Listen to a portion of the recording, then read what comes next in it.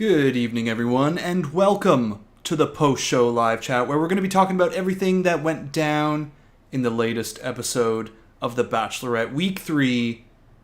Oh boy, wow, what an episode we got. How's it going, everybody? Can everyone hear me well?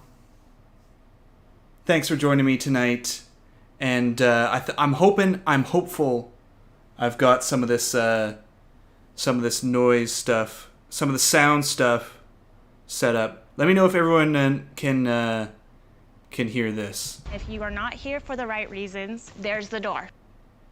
I'm gonna wait for the delay to get back. Can you hear that? Excellent. Thank you, Tyra Howell. So, okay.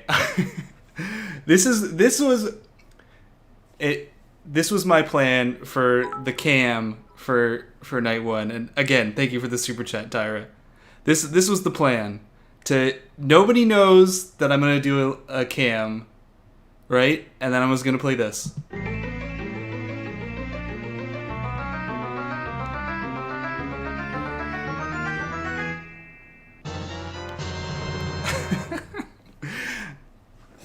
Brilliant, right?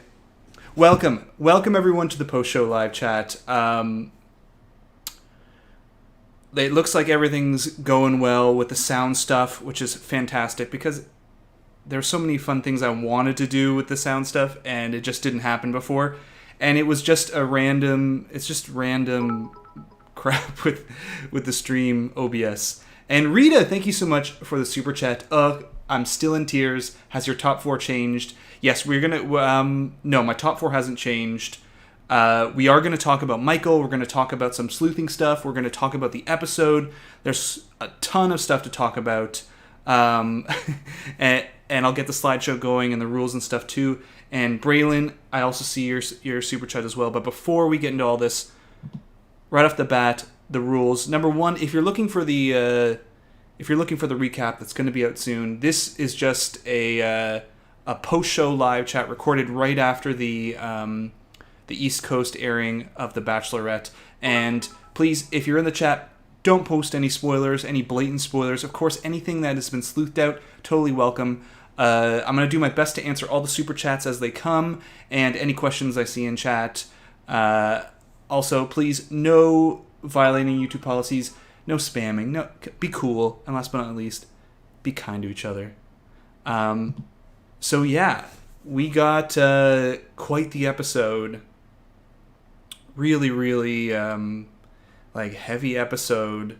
Lots of stuff being shared, and I'll take this every day over crappy drama stuff. So I'm so far feeling a little more like this season's going to be more in the Tayshia direction than like a Matt James in terms of how they are trying to produce storylines with it. But so back to Rita's super chat. Has your top 4 changed? No, my top 4 has not changed at all. Even though Michael has had this amazing date, I just don't see him in the previews at all. And we can go back to just a little bit of sleuthing while we're here. We talked about this last week, and now that I have sound, I can show some of the clip. This shot right here, I think, is Michael. It is Katie saying this. Our time together was cut too short. All I want to do is just cry.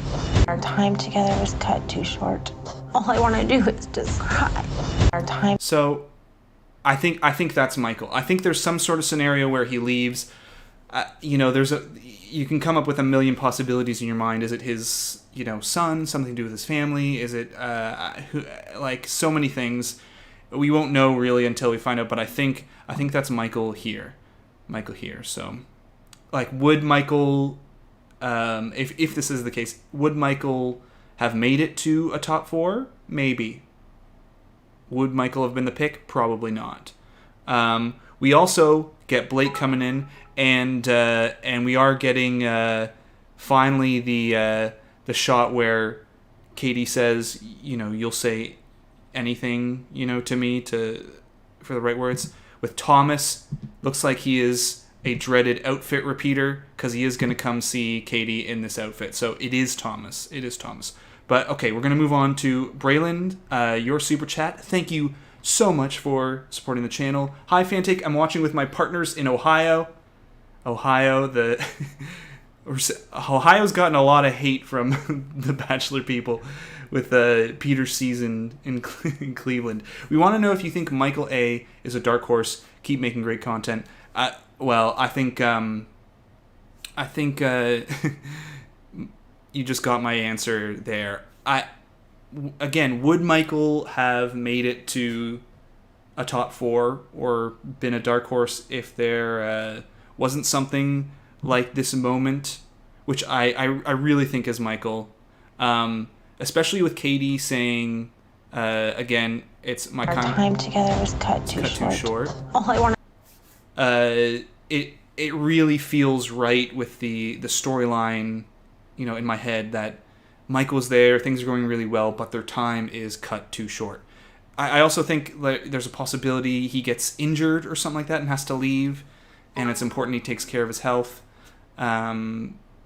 Because there is an episode, or in the previews, where we see him get tackled in a sporty group date.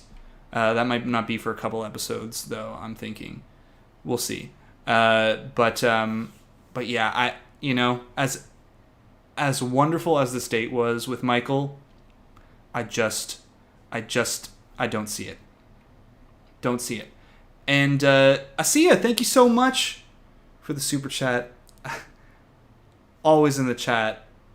And what do you think about Aaron calling Thomas a psychopath? It looks like things aren't gonna go well for Thomas next week. I'm just happy that Carl went home. I was so close to having to slap him. I know, yeah. Carl was gone. I wasn't worried about Carl going. Like, all the previews suggested that he was going to be out. There was no footage of him. It makes sense, and it also makes sense. We see it all the time in The Bachelor, where they release one villain into the wild, and then they have to create a new one. So now Thomas is taking the place of Carl. There always has to be a villain up until a certain point. And Aaron calling Thomas a psychopath. Look, I don't think Thomas did himself any favors this episode, and I think he was a bit of a bonehead all the way throughout. I also believe that everyone on that on that show goes on thinking about the possibility that you could be the Bachelor or the Bachelorette. I think he also went on hoping for someone else as the Bachelorette. Was his number one choice. They often say who are you hoping for? It's not always the person that shows up.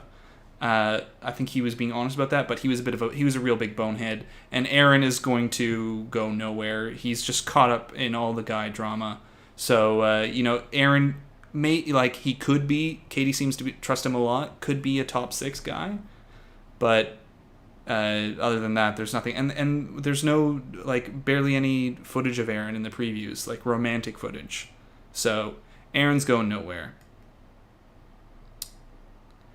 And to see again, next super chat. Thank you so much. I wasn't expecting the men to say that Thomas is manipulative. I just felt kind of weird about it. Yeah, I think the Thomas edit is a bit pushed. I think he is making some bonehead moves, but it's a little bit forced. Whereas the Carl stuff, not so much. Carl stuff, I think Carl just dug his own grave really badly. Because you can't edit the dudes unionizing in that same way, or I don't know.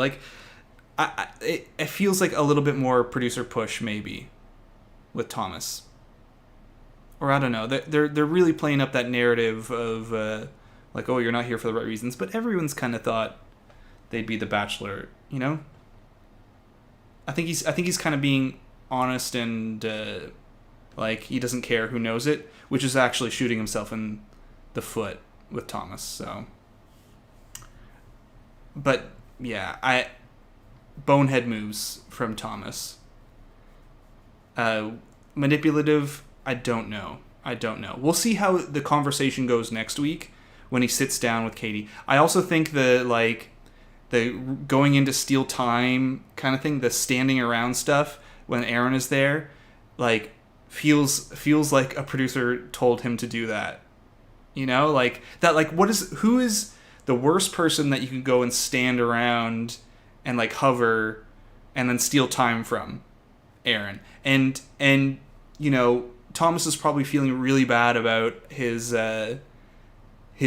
date or his comments from the date. So they were probably like, just, you know what, Thomas, go back. There's nothing wrong with going back and speaking to her. You know what? Now's a good time. Aaron's right there.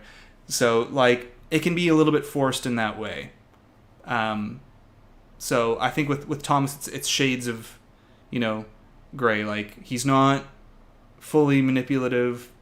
He's not fully making the right moves, you know, but he's also not completely in the wrong. Is my gut feeling. So, Kaleidosaurus, thank you as well for the super chat. Really, really appreciate it. Sending lots of love and support to fellow assault survivors tonight. It was hard, but affirming episode. Remember, you are loved and worthy. Thank you so much for that message. Absolutely.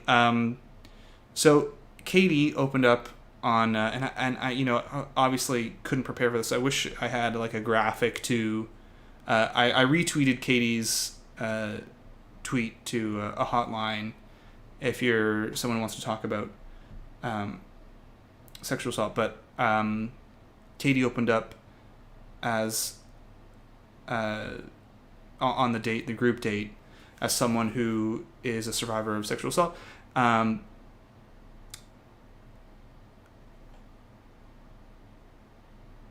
Like, I have women who I love deeply in my life, you know, family, and who are also survivors of sexual assault.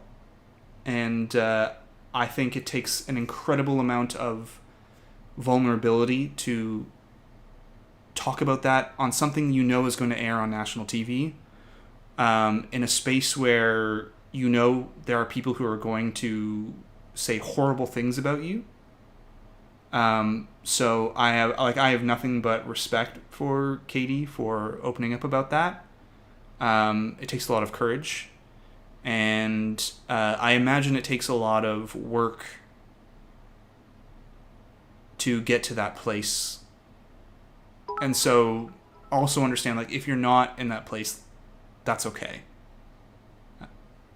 So a lot of respect for Katie. And thank you as well, Kaleidosaurus, for sharing that.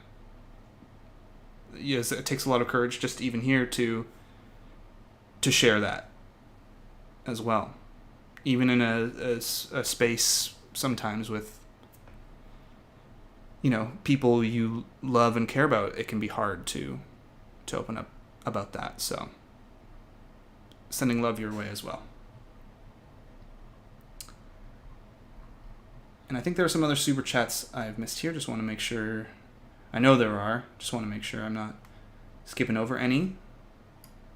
Layla, thank you for the super chat. I don't think Thomas is bad. I appreciate his honesty, and I bet a lot of guys think like him. Yeah, I imagine. I imagine every guy is thinking in the back of their mind, you know, be nice to be the Bachelor if things don't work out. And not every guy has gone on there hoping it was going to be Katie. I think he just fumbled his answers a bit. I'm curious to look back at the episode and see, you know, his time in the, you know, the black void there, and see his answers, because I feel like he was trying to be honest, but he said it in a really bad way. And then the whole episode after that, it was like just stop, because he was digging his own grave. But that's my vibe. You never know on this show. You never know. And Erica, Lynn, thank you as well for the super chat. Who is in your top 4? Also, do you have any early picks for the next Bachelor? Not Thomas, obviously. Yeah, I don't think Thomas is going to be the next Bachelor. Top 4 is no different. Just there's nothing in, even with any of the episodes that have happened so far with the edits, there's nothing that indicates anything other than Justin, Greg, Blake, and Andrew S. Not in that order. I think Andrew S. and Greg are my top 2. And as for next Bachelor, I think Greg is getting that push. I don't know the context of how the season is going to end. It looks like there's that breakup moment ready for Greg and Katie. If you've seen my preview breakdowns. Also, I did a bonus video this past week on an ending theory that involves this shot. It involves just a whole lot. I don't know if it's true. I don't think it's true, actually, how it's going to go down. But it gives a possibility for how Greg could be the final pick, even with the crazy like editing that he's gotten in the previews. So check it out if you haven't.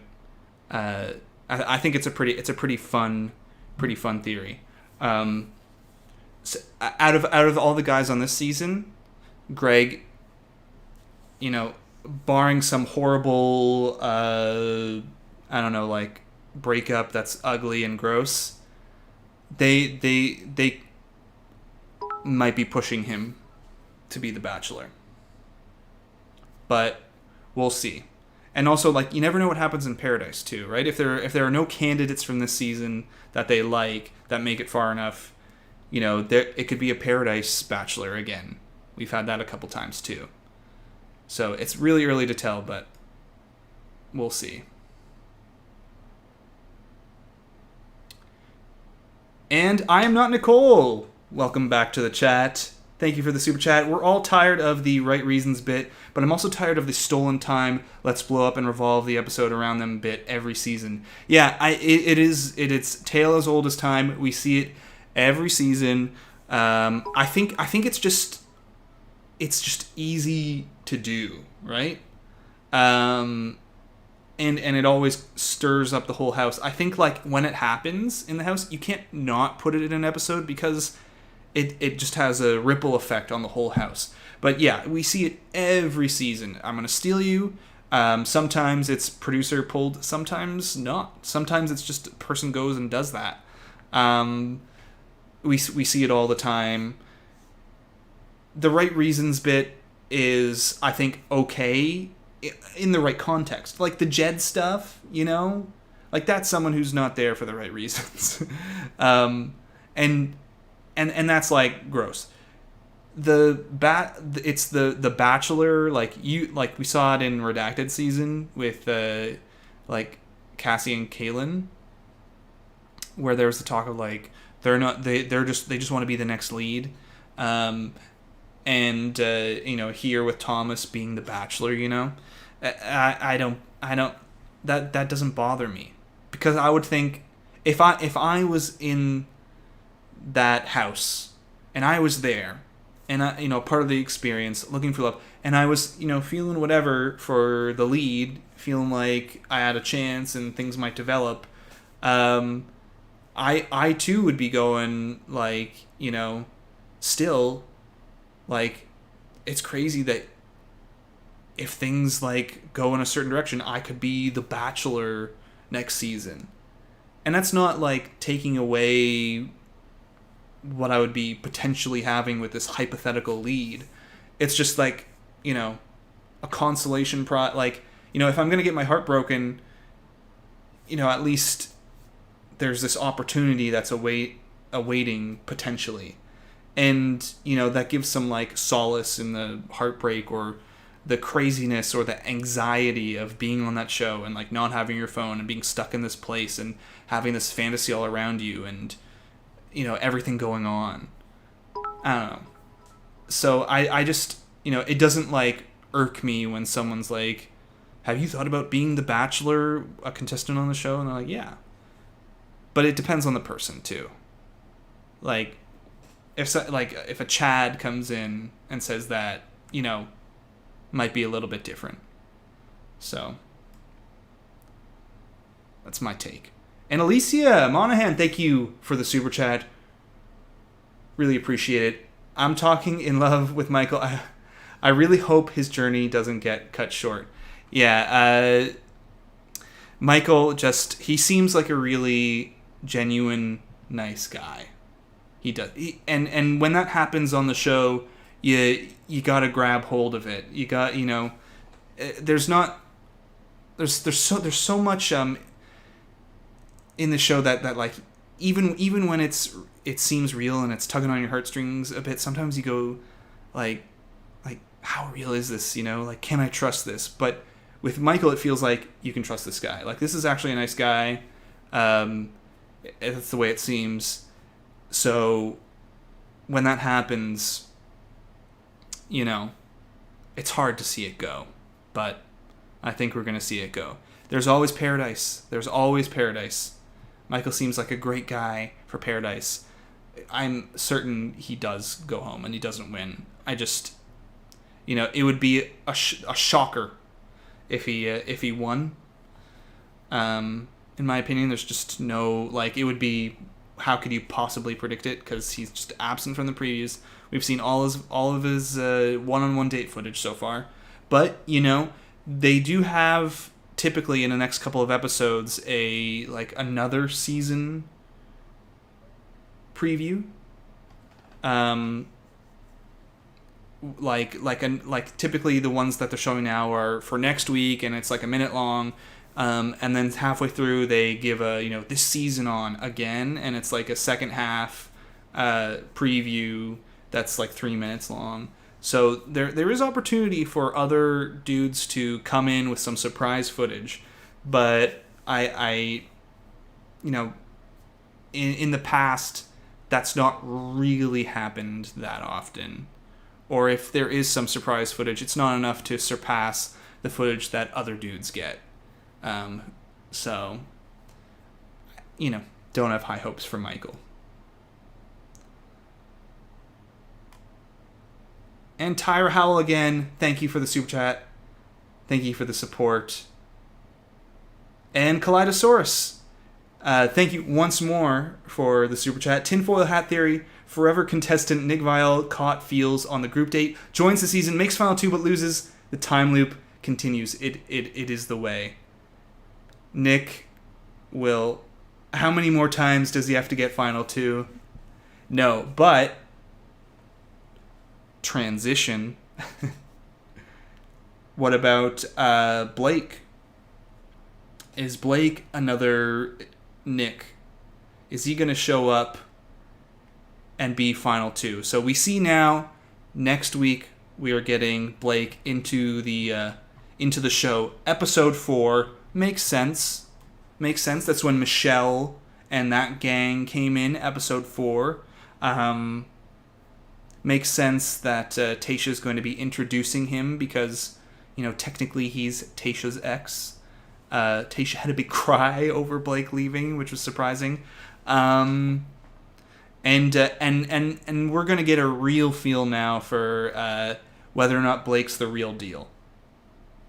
Because all of a sudden the previews are going to get a little more inviting with Blake footage. Before we'd seen a bunch of Blake footage, I'm certain that this is Blake here. I don't know if in this particular shot, if he's quarantining or something. I don't know. I'm just running narratives in my head. Just there's no reason to believe that whether or not this is true, and Katie's going to see him. I don't know. Or maybe she's going to invite him, bring him into the group of guys. And say, hey, he's joining, and, I made this decision, so respect it. We'll see. That's also, of course, again, the same night with the Thomas stuff. Thomas, it looks like he's a dreaded outfit repeater. What the hell? Why is he wearing this outfit here and here, but also here? What's going on, Thomas? Shake my head. Shake my head. Ruined my sleuthing, Thomas. But, yeah, I don't know. Maybe he, who knows. He really likes that jacket. He feels like the salmon jacket's going to instill in him the power to stay in this competition, but Thomas is doomed. Thomas is doomed. We pretty much have... I think he's going to get eliminated next episode or rose ceremony or after this or something, get wiped out, because I think after this there's no more footage of him, so... Cheers to not being that guy. Moving on. But yeah, no. So we've I feel pretty good about some of that sleuthing.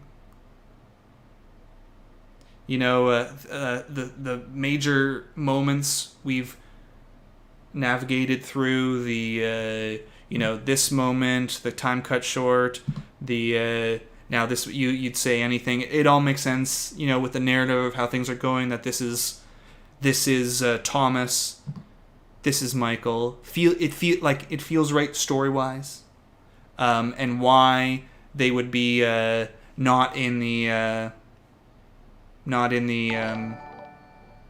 preview footage all that much. So I'm feeling good about that. We're gonna talk about of course, we're going to go into more detail about everything in the preview breakdown. And Kaleidosaurus, welcome. Thanks for becoming a member and joining the membership group.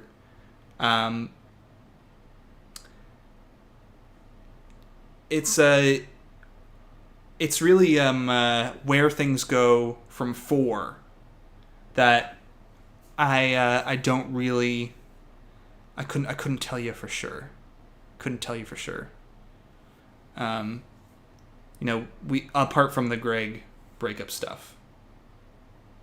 So, and Blake and Katie, as people are some people are talking about Blake and Katie in the chat. Blake and Katie is something that people seemed to like. This is a match, and I always felt weird about that because it seemed like some people were saying that because Katie was, sex positive and Blake had that penis sculpture thing, and it was kind of like that doesn't really mean much. Just because of one thing, we pull those connections together. But so we'll see if maybe they have more in common when they actually get there. We're gonna learn a lot more about their connection. And Jordan, thank you for the super chat. What makes you think Andrew is the winner? Well, basically, with my I'll go through the whole thing. So, looking at the season preview, if you go through all the footage, really there are 4 men who stand out in terms of one-on-one dates, romantic footage, who aren't being portrayed as villains, who are getting some decent screen time, both in the previews and in the night 1 episode, and throughout these last other 2 episodes too, week 2 and week 3. And those 4 are Justin, Andrew S. Blake, who was actually all over that preview, even though he's hidden in a lot of shots. But we'll get a real sense of where Blake stands pretty quickly. As things go on, and then Greg obviously, Andrew S. and Greg, Greg is just completely everywhere, but so as I talked about in a preseason preview, Greg to me too obvious to be the number 1. I also have worked on this theory with some past preview breakdowns, where the person that they showcase the most in the previews. And I did a video on this, on Juan Pablo's season preview, revisiting that. The person that they showcase the most is typically not the person who wins, it's actually the person who's the runner-up. Claire, for example, was showcased by far the most in Juan Pablo's season preview, bar none. And so Greg was the first person that I placed in the number 2 slot, which leaves 3 more slots. At this point, it's just a process of elimination. Justin seems like the odd man out of the whole group, so I put him at 4. And then it was either Blake or Andrew S. And I don't have a lot of faith in the stuff that they were showing us of Blake, because how could you really gauge that and go, ooh, final one? There wasn't a ton of footage of him. It's hard to pick, and typically, historically on this show, the people who come in who are past contestants, for the most part, don't do that well, and definitely don't win the show. So by default, that put Blake at number 3, and then Andrew S. was just left at number 1, just by sort of default process of elimination. So that's my thinking on the placement of the top 4, and it hasn't really changed from this point. I mean, of course, there was this shot and this video where I talked about this shot being from Breakfast at Tiffany's, and there's a whole fun sleuthing thing going on there, and this is a possibility that Greg breaks up with Katie, or whatever, and something happens, and then comes back. I don't know if I'd buy that, though. Don't know if I buy that, but this, when someone told me that this shot wasn't The Notebook, it was Breakfast at Tiffany's, the end, and then I thought of the cat in Breakfast at Tiffany's and all the connections as to this ending about Greg coming back. Just my mind.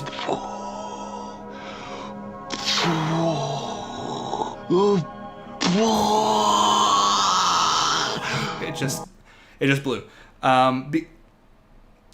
And I was like, okay, I have to do a video about this. Even though I was like, all it takes is this date to show up next week, and then it's okay, not happening. And there are so many other possibilities going on. It's a little too rich, but really fun to think about. So that was that's my thinking on Final 4. But again, just take note about Blake's edit over the next episode and the next preview, because this preview, they had the little Blake stuff. It was all the setup, so we only get the little taste, little teaser, Blake's gonna be here. Ooh, let's see what happens. Hook you into watching the next episode. But how Blake is treated after that will become a little bit more revealing if he's a final pick, if he is in the final 4, or if he's actually just gonna putter out immediately. We'll see. But could go any way. I don't know. My inclination, though, is that it's more likely that he's in that number 3 spot or something. So that's my thinking.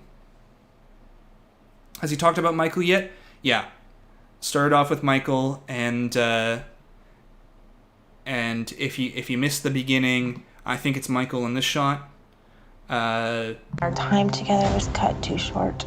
All I want to do is also notice something in this. So our time together was cut for too anyone short. who's a Michael stan right now, which is a lot of people, because he was really, really adorable on that date. Take note of this, though. I say this a ton on the channel. If you don't see the full words come out of the mouth, you can't trust it. And in this shot, our time together was cut too short. All I want to do is describe. all you actually Our time together was see cut Katie too say short. is All our I want time to do together is describe. Our time together was cut too short. was cut too All short. I want to do It's is describe. a separate Our audio. time together was cut too short. So maybe there's hope for Michael stands, but no. I think this is Michael. Here and here. Just think it's Michael. Makes sense that things work out so well and their time is cut too short. Do you think that they want Blake for Bachelor? I don't know. It's an interesting point to bring up. Maybe they bring him in, they push him far. We'll see. I don't think so. But obviously there's something about Blake that they do like. And I think it's that Blake plays ball. By the way, on that note, go check out Rachel Lindsay's article for many reasons. One, it is a very eye-opening read about how things go behind the scenes. There's a ton of stuff also in it about like what it's like being the Bachelorette and being on The Bachelor. And Rachel has also said she doesn't like this headline. Wasn't her choice for the headline, by the way. I don't know which way. I'm like a weatherman. Which way am I pointing? But in the article, she talks a lot about like the way the producers approach like asking you things, and like for example, in her season, in Nick's season, she showed up and she was going to wear a green dress, and they asked her to wear a red dress because they were working on this, like there was going to be like they had 15 women who were all going to wear red dresses, and that was going to be like a thing. They were hoping that was going to be a thing. And then she said, okay. And there's a sort of like theme throughout a lot of people's experience with being on the show where like you can do whatever you want. You don't have to listen to the producers. You don't have to, like if there's a date, you don't have to go on the date. You don't have to do anything you don't want to. But if you don't play ball a little bit, they you're not going to be invited back, and you're not going to be pushed for any screen time or storyline or anything like that. So with Blake, what I'm saying is perhaps the producers really like him because he's very producible. Maybe like he plays ball, perhaps. I don't know. Again, speculation, but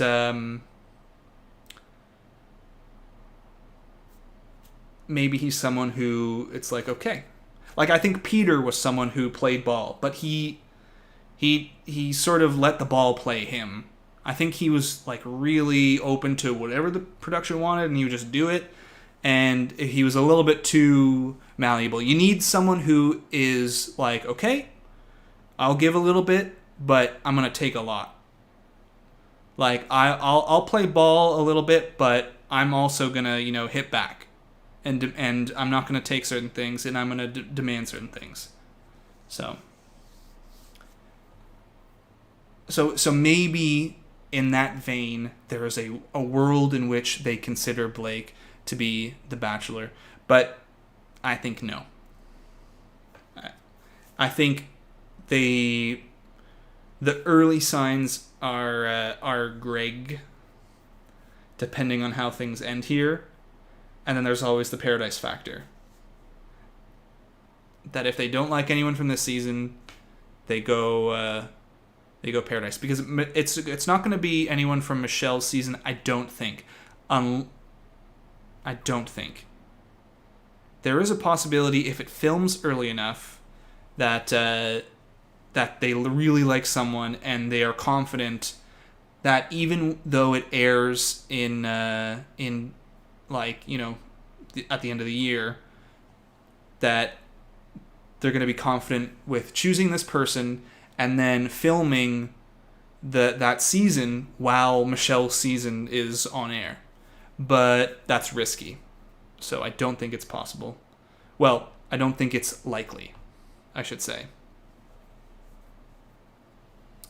And to think we could have had Mike Johnson as the Bachelor. Also, in the Rachel article, she she has like a really big dig on Peter, because she was pissed that Mike wasn't the Bachelor, and then she's like, Mike, he's a veteran. They've never had a veteran lead. He's got $1 million smile. He's handsome. He was a fan favorite. And then they choose someone with a pubescent haircut. Peter, make sure you know I'm half Latino, Weber.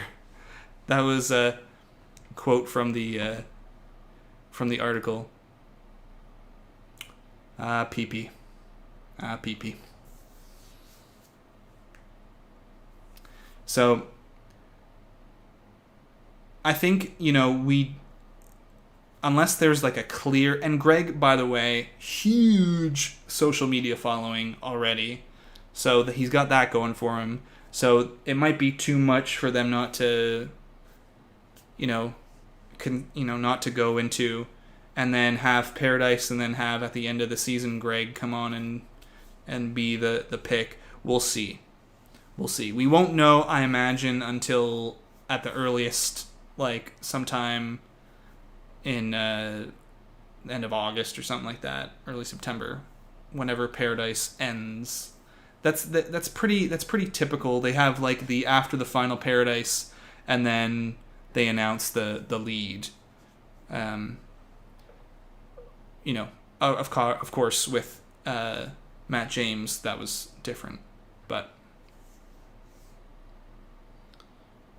so a lot of time to tell.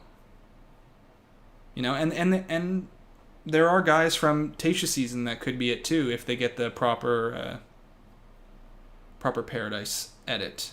It's not impossible. Greg, oh yes, and someone's mentioning Greg was slated for Claire season 2. That is correct. Greg was he was in the original cast photo listing of the guys for Claire season back, whatever it was, March or something of 2020, and then the show got delayed, and then he wasn't in the updated cast list, but they carried him over to Katie season, and they can do the same thing. I know there were a lot of people out there who were really hoping to see Bao on this season from the original cast list for Katie's season. It's possible we could see him for Michelle. It's possible that they could have seen him as maybe not being successful on this season, or whatever, or with this group of guys, and they're saving him for Michelle. Again, we don't know. This is all just fun speculation, because how could you know, right? But again, we'll see. It has happened before. So, but yeah, no. Tonight we had an episode that was filled with a lot of like vulnerability and openness, which I'll take any day over horrible drama and petty crap. When the show is taking a step to try to invest more in knowing the people on the show, it's a good direction to go in. As long as they don't cross the line of exploiting people. And sometimes that's hard to tell, because there can be, like, when you're in that group, that, like, the black void. Oh, no, that's the wrong one. Anyways, no, this is what I wanted to do. The black void. When you're in the black void, when you're here, ready to share, I spent this week watching more RuPaul's Drag Race than I did Bachelor. I'm sorry. I have to confess. And someone else, like, drops a bomb like that.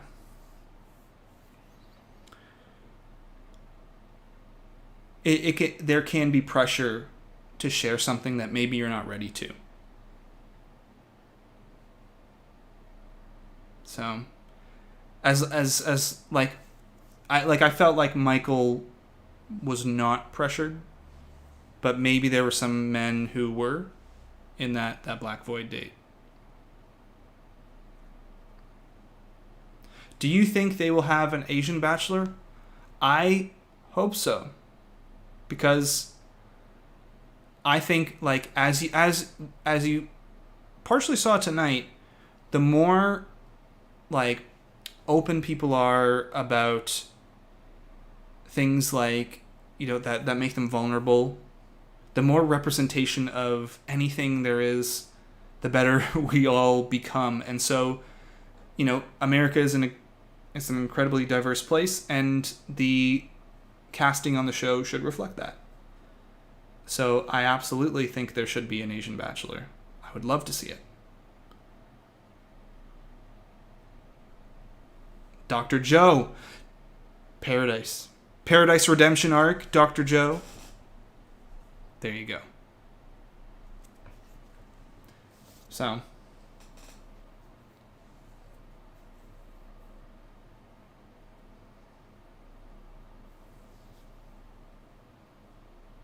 do you think Joe could be the first Asian Bachelor, or Bao? Yeah, this is way, like, first of all, I don't have faith in the show. Second of all, we don't know Bao. Third of all, you know, like, the track record with the franchise is not stellar. So my faith is thin sometimes. But I'm hoping we talk about it. Like, the best thing you can do is tweet about it, watch the show, talk about it, and put your voice out there, because they do listen. And if people are just like not mentioning it, it's not going to go anywhere. Because again, in this same piece, Rachel talks about optics, right? And how the show will do something with optics in mind first, without thinking about, you know, how the reality of how it might be for sometimes the person involved. And so if the optics feel good for them, sadly, like, that's where they're going to go. And so if we say this is what we want as an audience, you know, they will listen. Even if it's more about optics than anything else, you know, sadly. So,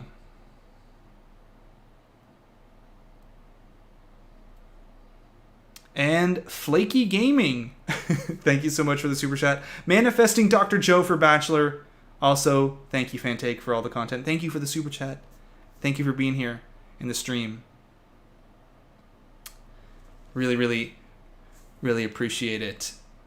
So, all right, we are going to get into the last little bit of the chat now. The last few minutes, you know, there's a lot going on to get prepared for tomorrow. Get up bright and early. Got to get up bright and early to let my dogs out for a pee, and then video edit and get the recap going and look at the preview again. See if there's anything we can figure out.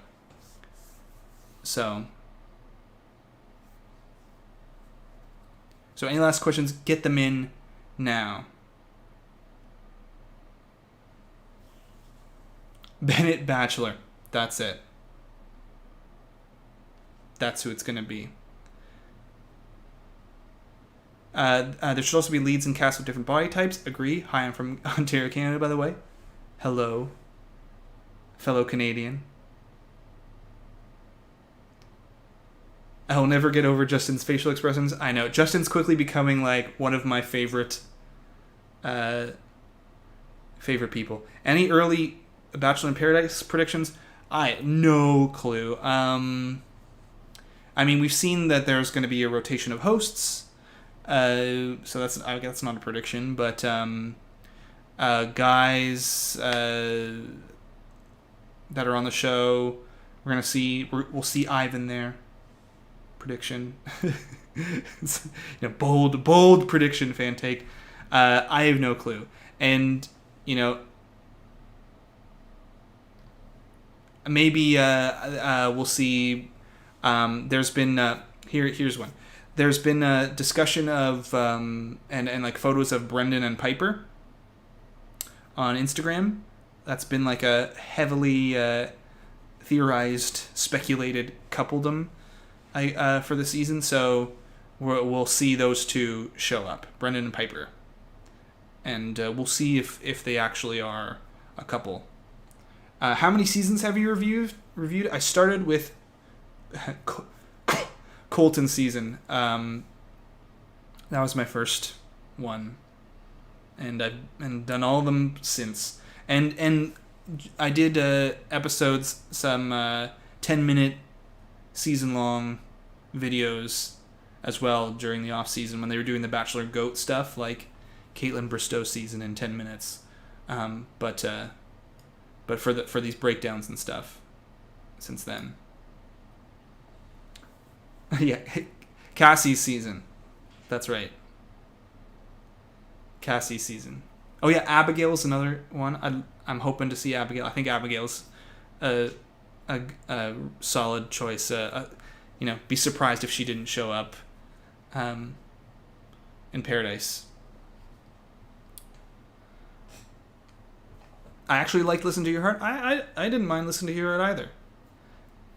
It was nice. Listen to Your Heart was also nice, I guess, because that's when the pandemic was like just like starting. So like having that, it was like just something, you know. So I think I didn't mind Listen to Your Heart. I think it wasn't amazing. By the way, also that makes me think they are according to rumor starting to film soon-ish. I don't know. The Seniors Bachelor show. So I'm wondering if they're going to film that, do that, and then have that on for the Listen to Your Heart slot, the Bachelor Winter Games slot after the season of The Bachelor. So I think, I don't know. And sometimes you hear these things and you don't know if they're true or not. But might be getting in that slot, the Seniors Bachelor show. So, no Victoria's allowed on the show anymore. Banned. Yeah, and then again, Katie's saying the Seniors Bachelor stuff. So, all right, thank you so much, everyone, for joining me. Really, really appreciate it.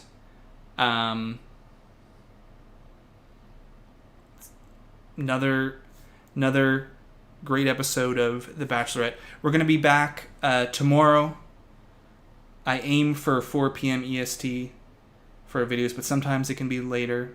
Occasionally it can be earlier for the recap. And then after that, the preview breakdown, where we're going to be looking at all the sleuthing stuff we talked about this episode, this live chat.